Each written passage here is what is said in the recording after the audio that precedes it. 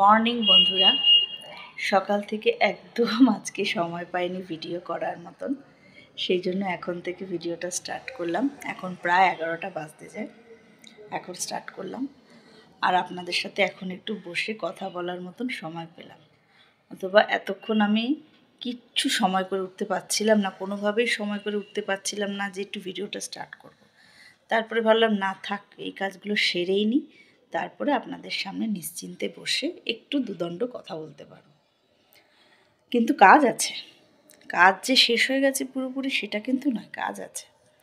কিন্তু আছে কাজ, সেটা হচ্ছে ঘর মোছা কাজ আছে, যেটা আমার চানের আগে রোজই করতে হয়। সেটা আজকে তো বৃহস্পতিবার করতেই হবে। একটা জামা কাপড়ের আমার র্যাক আছে, আমার মেয়েরই সেটা, এই যে দেখতে পাচ্ছেন।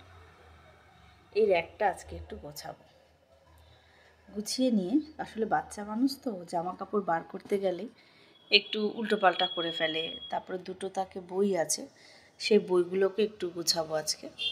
এই কাজটা এক্সট্রা, এটা করব আজকে। করে ঘর মুছে স্নানে চলে যাব, কারণ আজ পুজো আছে, বৃহস্পতিবারে পুজোটা একটু সময় লাগে। আর আজকে বিকালে একটু বেরোনো আছে, যার জন্য আমি দুপুরেই পাঁচালিটা পরে নেবো। নতুবা আমি লক্ষ্মী পাঁচালি সন্ধ্যার সময় পড়ি, কিন্তু যদি মনে হয় যে কোথাও বেরোবো বা কিছু প্রোগ্রাম আছে, তখন আমি দুপুরেই পরে ফেলি। সন্ধ্যার সময় হয় না, কারণ তখন একটা বেরোনোর তাড়া থাকে বা বাড়িতে যদি কিছু অনুষ্ঠান থাকে, সেই জন্য আমি দুপুরেই পাঁচালিটা পরার চেষ্টা করে নিই। আর শীতকালটাও আমি দুপুরেই পরে ফেলি, জানেন তো, কারণ বিকালবেলা আবার ঠান্ডার মধ্যে উঠে জামা কাপড় ছাড়ো পরো, সেই জন্য আমি দুপুরেই চান করে উঠে পুজো দিয়ে একবারে পাঁচালিটা পরে নিই। কিন্তু উচিত লক্ষ্মী পাঁচালি সন্ধ্যার সময়, কিন্তু সব সময় হয়ে ওঠে না। সব কিছু বিচার বিবেচনা করে সব কাজ করতে হয়, কি করা যাবে বলুন। সে যাই হোক, যেরকম সংসারের নিয়ম সব কিছু সেইভাবে নিয়ে চলতে হবে। আর একটা কথা হচ্ছে যে আমার সকালটা একদম সময় হচ্ছে না যে আপনাদের সাথে একটু সকালটা ভিডিও করে স্টার্ট করব। তো চেষ্টা করব, যদি কখনো সময় পাই সকালবেলাটা থেকে স্টার্ট করব। কিন্তু সকালটা না একদম হয়ে উঠছে না। সকালে মেয়ের স্কুল, ওর বাবার অফিস থাকে, এইসব টানাপোড়ায় খুব দৌড়াদৌড়ি থাকে। সেই জন্য আমার এই ভিডিওটা স্টার্ট করতে একটু দেরি হয়ে গেল। এই দেখুন বন্ধুরা, আমার র্যাকটা গোছানো হয়ে গেছে। চলুন দেখাই র্যাকটা আমি কিভাবে গুছিয়েছি। এইখানে যে ঝুড়িটা দেখতে পাচ্ছেন, এখানে আমার আর আমার মেয়ের ছোটোখাটো জিনিসগুলো আছে, সেগুলো আর দেখালাম না, সেগুলো এখানে রেখেছি। আর এই ওপরটা একটু পুতুল দিয়ে একটু রেখেছি, যেহেতু পুতুল আমার আর আমার মেয়ের খুব ফেভারিট। এই যে দেখছেন, এই পুতুলটা আমার খুব ফেভারিট, এই প্যাঁচাটা খুব সুন্দর পুতুলটা, দেখুন খুব কিউট। আর এই পুতুলটা তো খুব কিউট, এটা আমার মেয়েকে গিফট করেছে আমার কাকা শ্বশুরের ছেলে, ছেলের বউ, ওরা মেলায় গেছিলো, সেখান থেকে আমার মেয়েকে এটা গিফট করেছে। এই পুতুলটা দেখুন, পিঙ্ক কালার, খুব সুন্দর। এমনিতেও জানেন তো, লাইট কালারের পুতুল খুব ভালো লাগে দেখতে, যদি সেটা ঠিকঠাক মেনটেন করা যায়। আমি পুতুলগুলোকে বেশিরভাগ কেন, প্রায় শ্যাম্পু দিয়ে ধুই, যার জন্য এই পুতুলটার জানেন কত বয়স? প্রায় 3 বছর। দেখুন পুতুলটা খুব সুন্দর রয়েছে, কোনো জায়গায় কোনো কোঁচকানো বা কোনো রং চটে যাওয়া, যেমন কিনেছি তেমনই। হয়তো ধুলোবালি, হয়তো রাস্তার ধারে যেহেতু আমার বাড়ি, হয়তো একটু হতে পারে, কিন্তু আমি যখনই ধুই শ্যাম্পু দিয়ে ধুই, তাতে কি হয়, কোয়ালিটি খুব ভালো থাকে, কোনো জায়গায় কোনো কোঁচকায় না, কিচ্ছু হয় না, আর দেখতেও সুন্দর লাগে। তবে অলরেডি আমার মেয়ে এখন একটু ধুলো লাগিয়ে ফেলেছে, এই দেখছেন একটু কালো কালো হয়েছে, যেহেতু এই যে এটা খুলতে যায় তো, এটা তখন ধপ করে পড়ে যায়। এটা যে একটু তুলে এখানটায় রেখে যে করবে, তার সেটার ধৈর্য নেই, তাড়াহুড়ো, খালি তাড়াহুড়ো।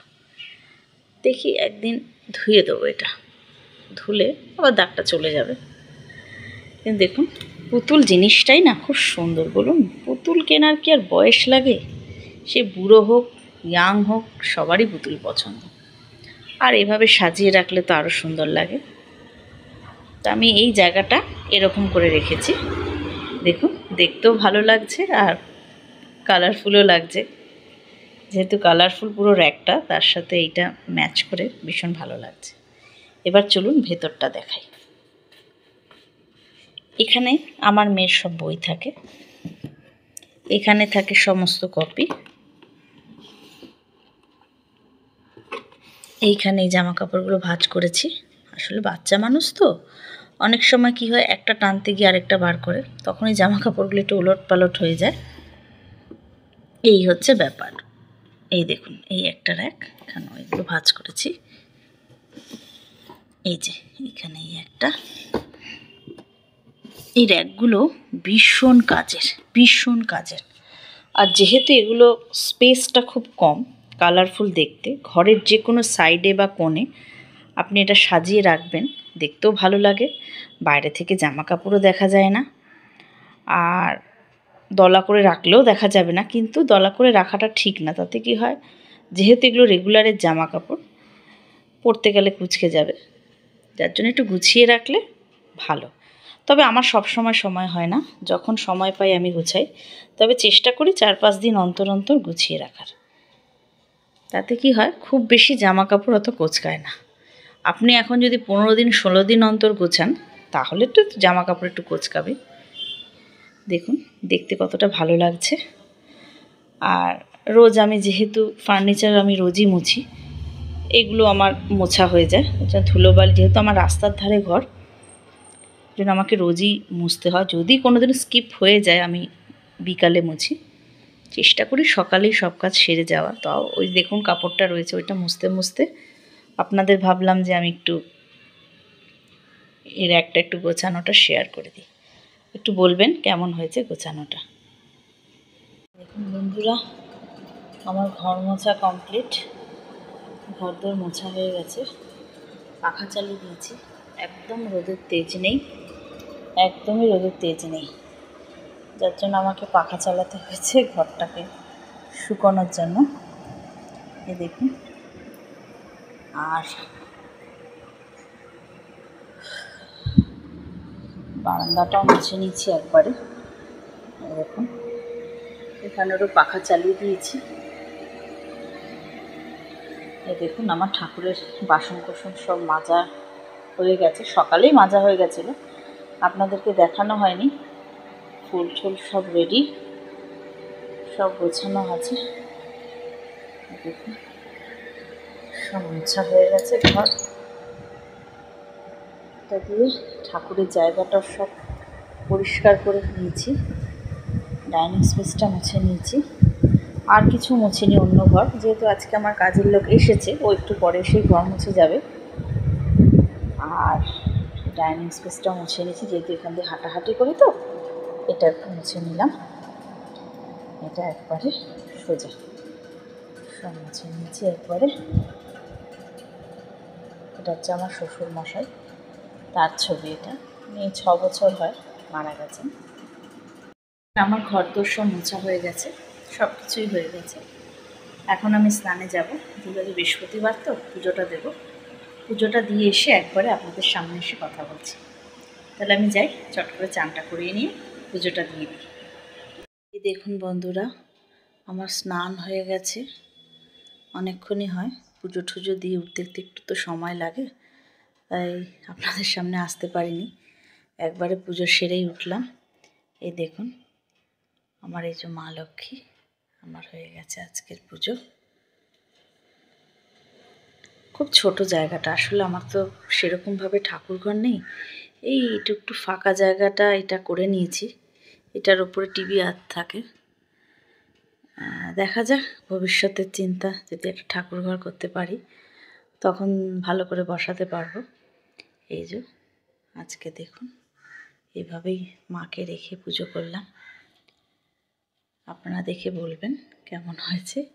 এই লক্ষ্মী ঠাকুরটা আমার শাশুড়ি পুজো করতো আগে, তার নতুন বিয়ের পর বা কিছুদিন পর হয়তো, আমি ঠিক সঠিক বলতে পারবো না। সেই সময়কারের লক্ষ্মী ঠাকুর এটা, জানেন তো।